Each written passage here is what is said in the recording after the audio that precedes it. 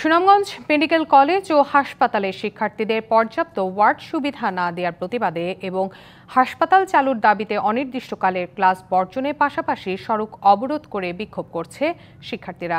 সকাল 10টা থেকে শিক্ষার্থীরা বিক্ষোভ শুরু করার 1 ঘণ্টা পর 11টার দিকে ঘটনাস্থলে সেনাবাহিনী গিয়ে শিক্ষার্থীদের সরিয়ে দেয়। দাবি পূরণ না হয় মেডিকেল কলেজের সামনে সিলেট সুনামগঞ্জ মহাসড়কের মদনপুর এলাকায় সড়কের দুপাশে বাঁশ দিয়ে ব্যারিকেড দিয়ে অবরোধ করছিলেন শিক্ষার্থীরা। এতে মহাসড়কের উভয় পাশে কয়েক কিলোমিটার যানজটের সৃষ্টি হয়, ভোগান্তিতে পড়েন যাত্রীরা।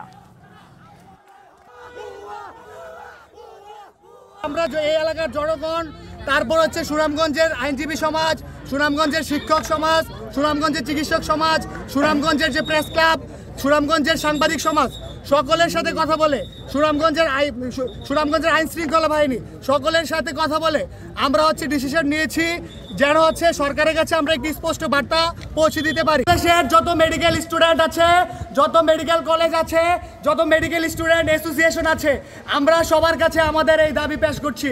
আশা করি তোমরা আমাদের ডাকে সাড়া দিবে।